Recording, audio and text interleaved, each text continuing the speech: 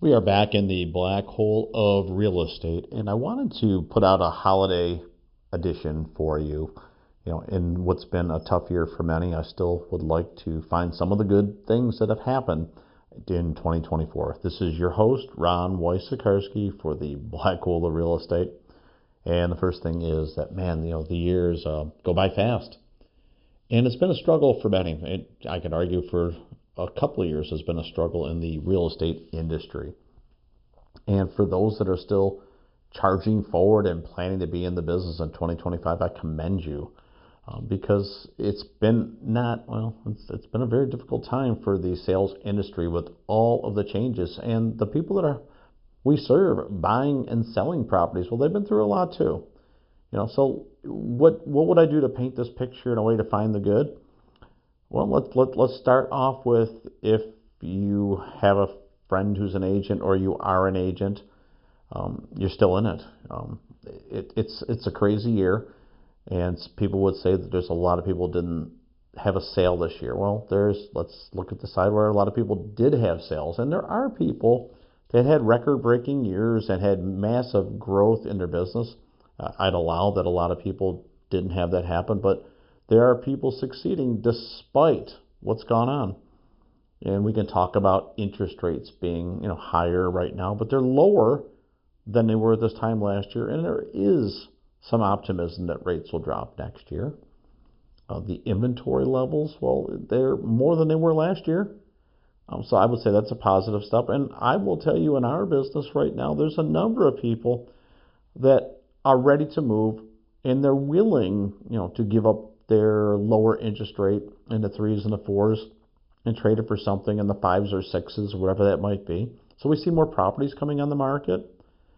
We know that lenders, many of them, they're doing these interest rate guarantees where they are going to waive the cost of the refinance as far as the lender fees, for up to 5 years on a lot of them. So if the rates go down, they'll refinance you for free. I'm sure there's a closing cost or something in the mix that you can make part of the new loan.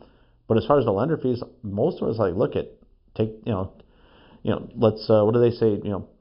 Buy the house and date the rate. And I think that what is happening right now is if you can get through a little bit till the rates come down, you'll get a lower price.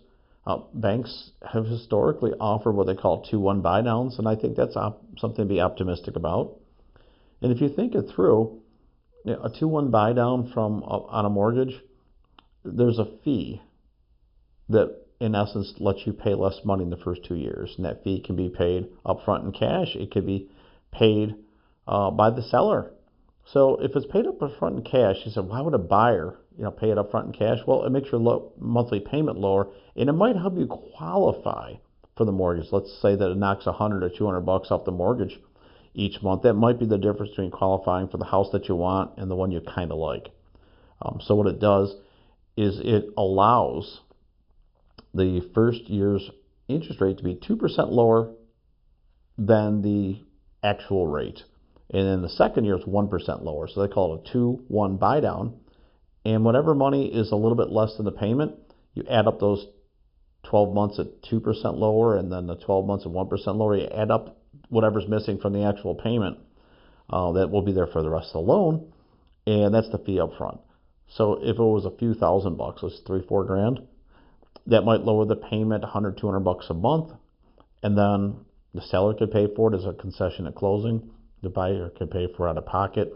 Because maybe you have enough cash in the bank to do it, but that payment that you're receiving right now, it might be more than you can qualify for. So if that makes a difference, a couple $100 a month to your qualification, and you've got the cash, you can either pay it up front and get the house and have a lower payment for the next couple of years, or you can pass on that and buy something else.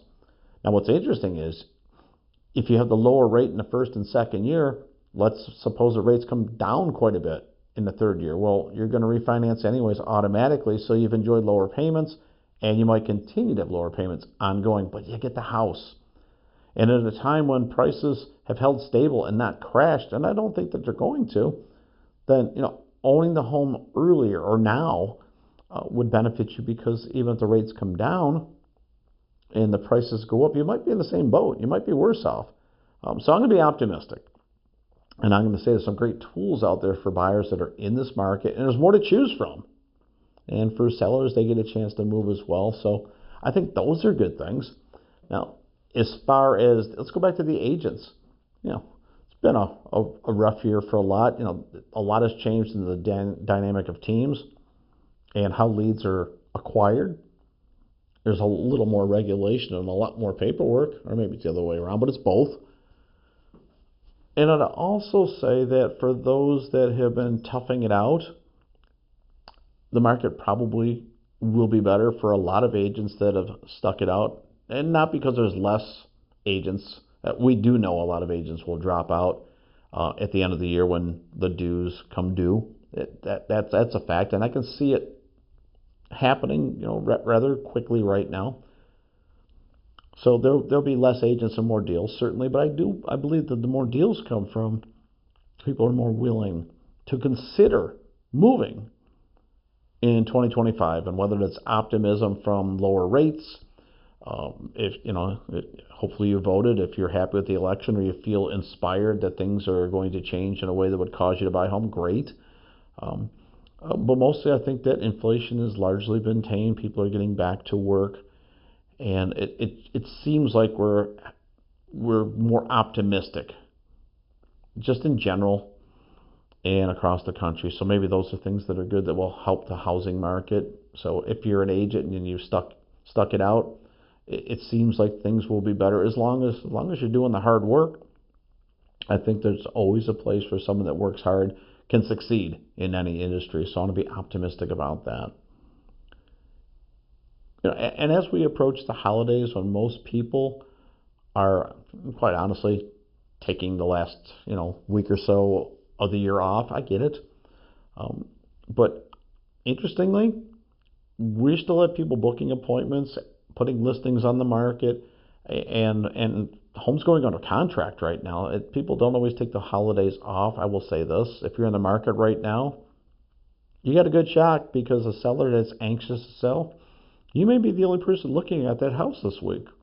And that might be a reason for you to step out there, because you might get yourself a Christmas miracle and get a home for less money than you thought you could get it for.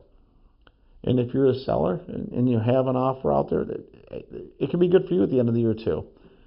So because of the way that most people take the time off, and yet some are still out there, it could be an interesting and a good holiday for most people. What else would I like to say? Well, I'm thankful that we've got this podcast pushing 150 episodes right now, and we're consistently working to deliver value, to make it something that you want to listen to, subscribe to, and we're getting wonderful comments. We appreciate that. I'm grateful to be sitting here today and speaking to you from a place of contribution to the industry. You're not going to ever hear me saying, "Here's my number. Why don't you call me so you can buy or sell a house with me?" That's not my role. My role is to educate and inform and provide value. Something to listen to, whether it's on the way to work or when you get up in the morning, or just some random time, maybe during a workout, where I can put a little bit more information in front of you that might be just a little bit different than what you're hearing in the mainstream news. There's a difference between negative news and informing. And what I want to always do is educate and inform and provide value, so that you can make your own decisions and form your own opinions, or feel like that you have a great understanding of what you might be experiencing, especially if you're getting into the home market again in 2025. So with that, I want to say thanks. Happy holidays to everybody. For me, it's a Merry Christmas, and I hope it is for you. And watch for a couple of episodes I've got coming up, one about the Fed rate, and then maybe some predictions are coming up for 2025. This is Ron Wojciechowski for the Black Hole of Real Estate.